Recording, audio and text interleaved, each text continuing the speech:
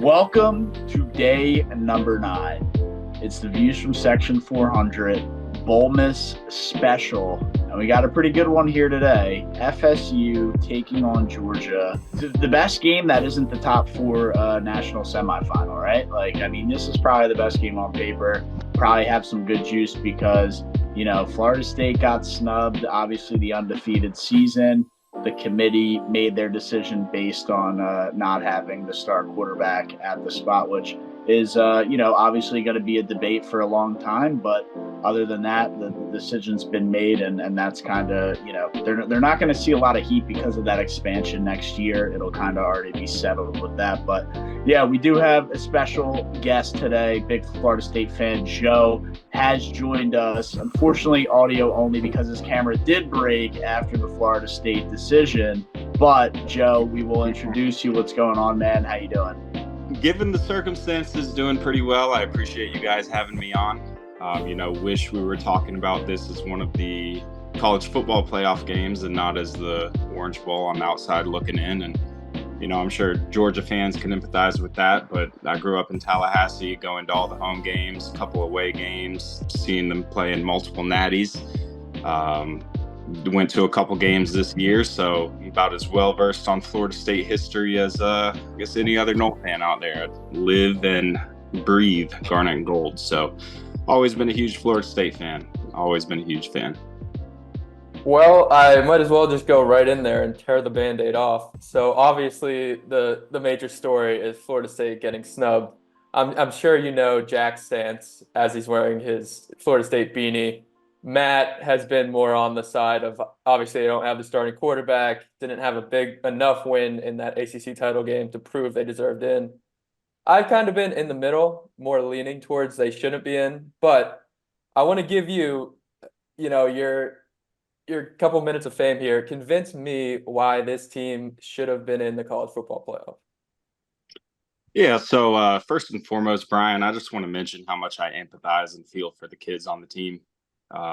These players and coaches, they kind of got unprecedentedly hosed by the committee, which, I'll get into in a little bit, but I would be remiss if I didn't first acknowledge the amazing season that they did have, because a lot of these kids, are guys who took a leap of faith to commit and buy into a program that went 3-6 under head coach Mike Norvell's first season.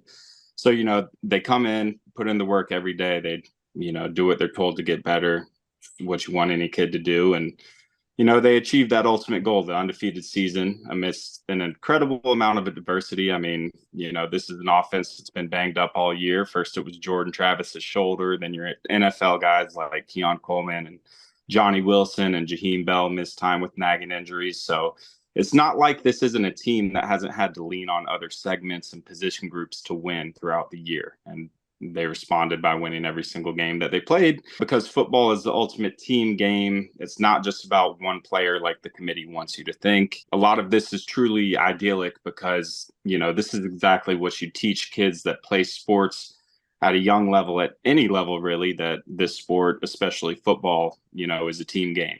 So, now all of these core values that we try to teach young athletes in the purity of college football have kind of been rendered irrelevant by a committee of guys sitting in a room with, you could say, a vested interest in what teams make the playoffs almost solely due to TV ratings, because ESPN does host the first 2 games. So, you've had some pundits even say it's not like the ESPN can host a playoff without having an SEC participating.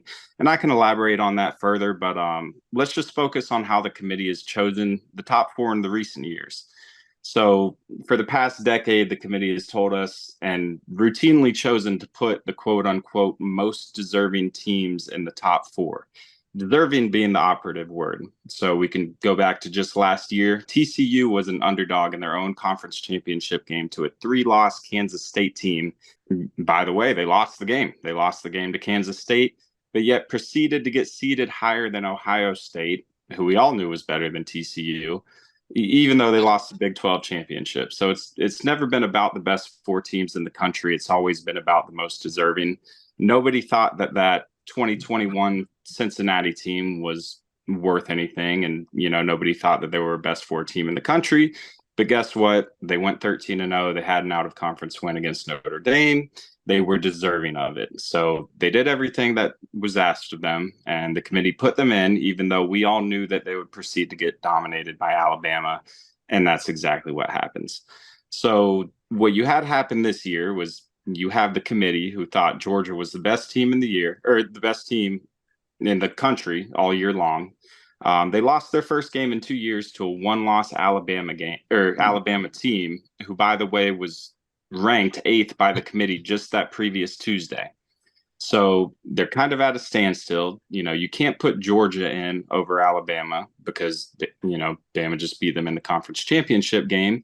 And you can't let Alabama jump Texas for that 4th spot because Bama lost to Texas at home by double digits. So the committee is kind of sitting here hoping against hope that Florida State without Jordan Travis is going to lose one of these last 2 games. And I think this is where the narrative that Florida State is a different team comes from.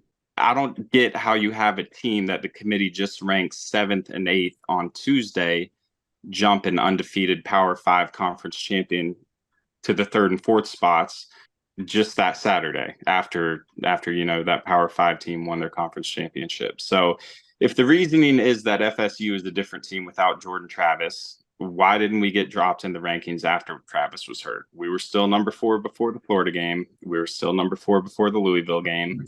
Why did they wait? I truly thought they waited because, had Georgia not lost to Alabama, I don't think we would be having this conversation. I think it would have been Georgia, Michigan, Washington, Florida State. They were kind of hoping against hope that either an SEC team would make it, or which presumably would have been Georgia, or that Florida State would lose one of its last 2 games. And what Florida State went to do, rivalry weekend, they went and won by the largest margin of victory out of any of those top 6-7 teams. They didn't need a Hail Mary to beat a 6-6 Auburn team.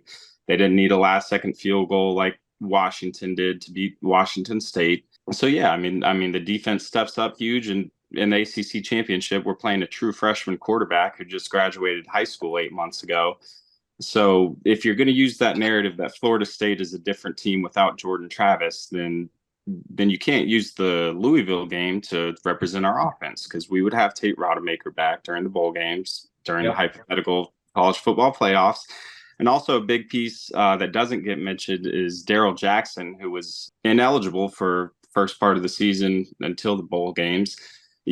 According to every report in fall practice, he was our best defensive tackle, or best defensive lineman, period. And, that's saying something when you have a top 15 pick in Jared Verse on your defensive line. So all of these arguments that have been used against Florida State are a little inconsistent. Not only can they be argued against, but they could be applied to each other team that, has made the playoff. Yeah, I think the main thing you kind of mentioned everything in terms of my thinking of it, of the most deserving versus the best. And one of the things I struggled with, obviously, if you put Texas in, you have to, or if you put Alabama in, you have to put Texas in. But also, if you're saying the best 4 teams are in, I'd argue this Georgia team is one of the best 4. So then that argument doesn't even make sense. So then if you're not doing that, well, you should be putting the most deserving in, which you've done in the past, and Florida State should be there. So I like what they did personally, just because I'd rather see these matchups as a football fan. But that's not to say I don't feel for Florida State. I know, Jack, you obviously feel for Florida State and share most of the opinions Joe does. Yeah, no, I mean, Joe has just said everything I've been saying for weeks, and he hit it spot on. If Georgia didn't lose that game, we would not be having this conversation right now. It would be Georgia against Florida State. It would be Washington and Michigan. I mean, it's that simple. We wouldn't even be talking about Bama or Texas up in there, and it's solely because Bama ended up beating Georgia, and Texas has that tiebreaker over Bama. I mean, what were you going to do? Leave Bama out and put FSU in? Like, let's be realistic. The committee's not doing that. That Florida State's going to get the snub there. And I remember watching the Georgia Bama game, saying, if Bama wins this game, I think Florida State's going to catch the snub. And that's what happened, dude. It's terrible. Everybody that's been watching Views knows my opinion on this. I don't need to get too much into it. But yeah, I'm with Joe here, no doubt about it. They didn't pick the 4 best teams, and they didn't pick the 4 most deserving teams. And if I could add just one more thing, Brian, you made a great point. How does Georgia, a team who hasn't lost a game in 2 years, drop from 1 to 6? Yeah. If the argument is that Florida State isn't as good without Jordan Travis, how are we somehow ranked ahead of Georgia? You know, this hasn't been a playoff. It's more of an invitational at this point. And if you're going to say it's between the best teams, well, I mean, most experts thought Oregon was a better team than Washington, to the extent that they were a 9-point favorite in the Pac-12 championship game. What happens? Washington wins. Most experts thought, Georgia was a better team than Alabama. What happens? They played, Bama wins. Sure, they may have got some questionable calls to help them out in the first half, but at the end of the day, they won the game. And I think that's what has to matter, is that the games have to matter. And I think what the committee has done this year, and they're afforded to do that because we're expanding to 12 teams next year, but you're going to have that same argument between 11, 12, 13, and 14 next year, is that these games at the end of the day have to matter on the field. And, these hypothetical best teams, I mean, it's college football. Any team can win on any given Saturday.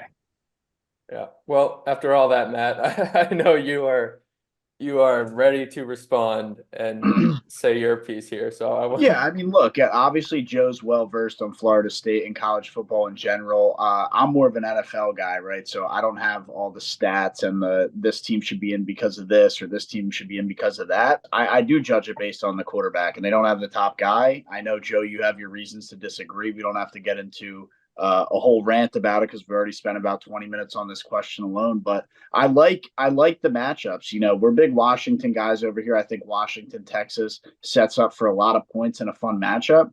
And Michigan, Alabama is the 2 head coaches and controls that headline narrative that, drives pricing, money, views. And that's what it's all about at the end of the day, because it is a business, and the bigger it gets, the more money is involved.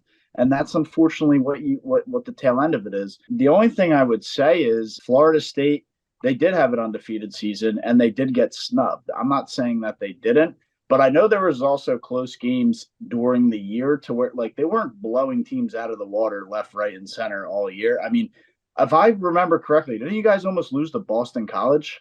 Did they lose to Boston College? No. Did Bama lose a game? Yes. Did Texas lose a game? Yeah, yes. I'm just saying. So, it wasn't like Florida State was winning by 50 and running away with it every single game. As Jameis Winston would say, bro, all we did this season was eat dubs. Sure, and absolutely. Kind of add on to that too, that Boston College game. I mean, Florida State was up 31-10 in the fourth quarter, and it took a kind of fluke scoop and score and an onside kick for kind of Boston College to get back in that game. But Boston College never had the ball with an opportunity to go up and take the lead. So sure, we had close games, but like Jack said, we won every single one of them. Alabama needed a Hail Mary at the end of the season to beat Auburn. Washington needed a last-second field goal to beat Washington State. Texas had a terrible loss to Oklahoma, who maybe if they played in the Big 12 championship, they might have lost to them again. So, I mean, this happens throughout college football, and that's why it comes back to my point that these games have to matter. If you lose, you lose. If you win, you win. But I think it is kind of time to jump on into the next question and next point, because it's still related to this topic. As we do jump into the 12-team playoff next year. Florida State would be taking on Liberty, and Georgia would be taking on Ole Miss. Liberty was undefeated as well. I mean, based on kind of your guys, a W is a W is a W, and a win, a win, a win. And Jameis Winston said this, that, and the third. Shouldn't Liberty be in the top 4? Bro, yeah, he's got a point. No. Based on what you guys are saying. Yeah. Let me give it to you. Liberty aren't in the ACC. They're not in a Power 5 conference, bro. They're not playing Clemson, who has a national championship. Well, Cincinnati wasn't either, but what? Cincinnati wasn't either, and they made the top 4. But there weren't any other undefeated Power 5 conference champions that year. So this is the first time a Power 5 conference champion in the history of the college football playoff has ever been left out. And the funny point, so Liberty does they do make it in as I think they got the 12th seed, or they'd be like 11 or 12, right? 12th seed. So Boo Corrigan, who is the head commissioner of the College Football Playoff Committee, they asked him that Sunday. They said, "Hey, why Liberty over SMU? SMU, if you're a college football guy, SMU is a better team than Liberty." Well, Boo Corrigan's answer is, well, the reason we chose Liberty over SMU is because they won every game. They went undefeated. Why does that standard apply for Liberty to get that 12th spot and not Florida State get the 4th spot? So I didn't should have Florida State and Liberty in the top 4. There's a lot of inconsistencies in the decision-making process, and they're just setting up a precedent. I mean, it doesn't matter how many teams they're going to expand to. There's going to be an argument. It's always going to 12 and 13 next year, and it'll be more watered down because the teams won't be as right. You'll be usually fighting for like a couple lost teams and stuff exactly. like that. Exactly. So I think this was the year they could afford to kind of switch up the narrative and just kind of blow the whole thing up. Look, I said to Brian earlier, I said create the logistical nightmare and just fucking add an extra semifinal game or give the teams a bye and just expand it to 6 teams. But obviously, logistically, that makes no sense, and you can't do that late in the season. But that would have been fucking pretty awesome to say. It would have worked out this year, that's for sure. Yeah, I mean, it would have made sense. This is the year where you really kind of want to see those last 2 teams get in, because I know we talk about Florida State getting snubbed, but and it's watered down to an extent for Georgia because they lost that last game, but they kind of got snubbed too. Ohio State, you could say Ohio State got snubbed too, dude. I mean, you lost one game all year, didn't make it into the conference against the now number 1 seed in the playoff, didn't make it into their conference final, and that's it. I mean, there's just FSU has the bigger highlight because they're undefeated, and like you're saying, Joe, and you touched on Jack, the Power 5 conference champion. I mean, that's the big kicker right there. But and that's been the standard in the past. But honestly, candidly, if you are going by the best 4 teams this year, I think anyone who's watched college football throughout the season, you would have to say Georgia, Michigan, Ohio State, and then probably Alabama. But you can't have 2 Big Ten teams and 2 SEC teams playing each other. Well, the crazy part is, in a hypothetical 12-team playoff, 6-seeded Georgia is probably the betting favorite to win it all. Exactly. They'd be up there. Them or Bama. They were favored over Bama in the championship game. I mean, and then they lost, but but after a loss, I mean, again, if this turns to 12, let's say they turned it to 12 this year, after those championship round games, I would think that Bama, even though that they're in the 4 slot, as far as the college football playoff goes, I still think that they're the betting favorites right now to win it all, aren't they? Yeah, maybe. Well, yeah. So if Florida State loses to Georgia, is all they should have been in the Final 4 wiped out the window, or fuck no, dude. What happened? And I'll tell you why. It's the opt-outs. It's the opt-outs. Okay. Coming into this game, dude, I mean, whether they be in the college football playoff or not, no Jordan Travis, we know that. But they are going to have their backup quarterback, Tate Rodmaker, for this one. He wasn't available in the ACC championship, but he's back for this one. But here's my point. Their leading running back, Trey Benson, opted out for this game. Leading receivers, Keon Coleman, Johnny Wilson, and the tight end, Jaheim Bell, all opted out. So Florida State's really not playing with the juice in this game. Jared Verse as well, Jack. Sorry to interrupt, but I mean, he's a top 10, top 15 pick on the defensive line. He's opting out. Fabian Lovett, defensive tackle, he's opting out. This game's just been watered down and kind of rendered meaningless, which is what surprises me. I think we will see some more Georgia opt-outs coming in the next week couple of days. Yeah. No, yeah, to your point, it's tough to say that if Florida State loses this game, that the whole snub is a wash, because they don't care. They already got snubbed. They don't care about this game. Right. Yeah. And I asked that as a question, not as a point, but it is something to consider, right? If they did make the Final 4, those opt-outs probably don't happen, right? All those guys are playing, they're going for the national championship, which is kind of funny too, because it's we talk about, why would you risk, your NFL future but at the same time, playing in those playoff games is also still taking that risk, is it not? I mean, yeah, but at that point, it's any football It's like game. a Like risk they're reward playing thing. meaningful football games. Right. No, I understand. A bowl game in South Florida doesn't really mean shit. Going to win a natty, bro, that's a whole nother level. Right. But it's still, I understand that the meaningless and non-meaningless, but the risk factor is still there, regardless of meaningless or not The meaningless. same as any football game you play. That's George Pickens. Yeah, I mean, any big time NFL star, if that's the case, then they would just opt out of the rest of the season. Jaden Daniels, after LSU got their second loss, he would have just opted out. But it just kind of sucks because these are two great teams with such great rosters, and it's just kind of been watered down. So if it was a playoff game, nobody's sitting. Was it like out of spite for Florida State, like when they got snubbed by the committee? Was it like next day everybody opted out, or like how did those opt-outs come? It damn well could have been. I don't know. I figured you guys might know since you guys. It trickled over the week. Over the next week, you kind of knew it was coming, and then you have a couple guys hit the transfer portal and. It's hard. It's hard for those kids. You're an 18 to 22-year-old kid. You've done everything you've been asked to do. Then I was at that ACC championship game and, experienced that jubilation and joy thinking, hey, we're going to the playoffs. We've got it locked up. Then 12 hours later, it's a complete 180. So I think this game is going to be a huge testament to Mike Norvell's culture and the culture he's instilling at FSU, regardless of whatever players he's got on the field.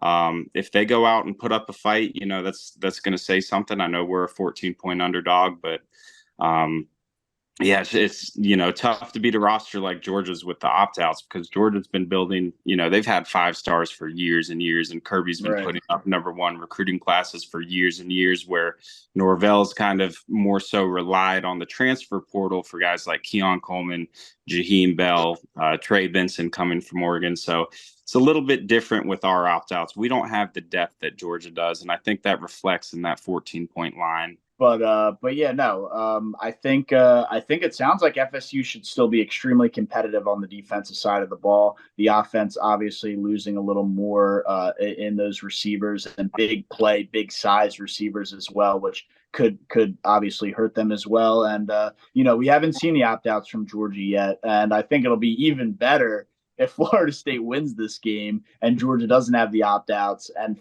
Florida State has these updates and they go and win this game. See, now as a third-party bystander where I really, again, this is not a shot at you guys, but I just don't care enough.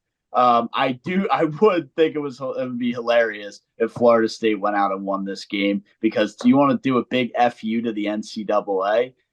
That's one great way to fucking do it. But yeah, either way, Florida State should be pretty solid on defense, it sounds like, and the offense will, have some opt-outs, but we'll need to work through that. But, over on the Georgia side, like I kind of said, they haven't really called for the opt-outs yet. There's obviously still time for them to opt out. You'd think they want to do that. I don't know if that's a strategic strategy by the coaching staff, and they're going to announce it, later on that these guys are opting out. But it seems like you would probably want to know who's playing and who's not so you can game plan. Maybe they know behind closed doors and they're waiting to release that information. I don't know what's going on, but I do want to let Brian kind of address the Georgia, as we know in real time at this point in time, who's playing and what Florida State, what the fans, what everybody should be expecting from Georgia in this matchup. Yeah, I'll run through it quick because I know people have watched Georgia most of the year, most of the casual fans out there. So you guys know how much I love ESPN FPI. If there's one saving grace for Florida State in this game with their lack of offensive firepower due to opt-outs, it's this Georgia team is 17th in defensive efficiency, where in the past they've been really high up. But they're not as good as years past. Florida State, by the way, 4th in that. But on the offense, you have Carson Beck, Walmart, and Stetson Bennett pretty much does the same things, just a little bit worse. 3,000 yards, 22 touchdowns, 6 interceptions. The real firepower on this offense is the two-headed monster of Edwards and Milton, combined for 1,500 yards this year, 24 touchdowns. Milton's kind of that more shake and bake guy, where Edwards is going to get you those yards in the middle of the field. And then obviously you have the tight end, Brock Bowers. Missed a little time this year, was banged up in that SEC championship game, but by the time this game rolls around, he should be fine. Should still be that number one for Carson Beck. You still have Ladd McConkey, who's been there for about 15 years now. Don't know how he still has eligibility. And then Dominic Lovett's kind of the deep threat down there. You saw him catch a big ball. And then I think he caught another pass that was not a catch, but they called it a catch in the SEC title game. So, yeah, besides that, UGA loaded on offense, not as good on defense anymore, but everyone's playing, at least as of December 22nd when we're reporting this. So there's a reason they're favored by 14.5 points. Yeah, and I think you kind of said it right there, right? They're probably going to be the better team on paper going into it, and that's the way Vegas is always going to read a line, right? Is to see it favor that. But yeah, I mean, honestly, the last thing here is to get to the predictions, right? Obviously, it's going to be tough for Florida. I mean, will it be tough for Florida State to get up for this game after getting snubbed and having all the opt-outs? I don't know. It is closer to their home than it is for Georgia, I guess. So maybe the fans travel and like it's in state. But I honestly really don't know how to read this one because it does suck. You have a 5 or 6 matchup where I get it, the game's meaningless, but it still could be a highly competitive game if everybody plays. So the opt-outs do suck.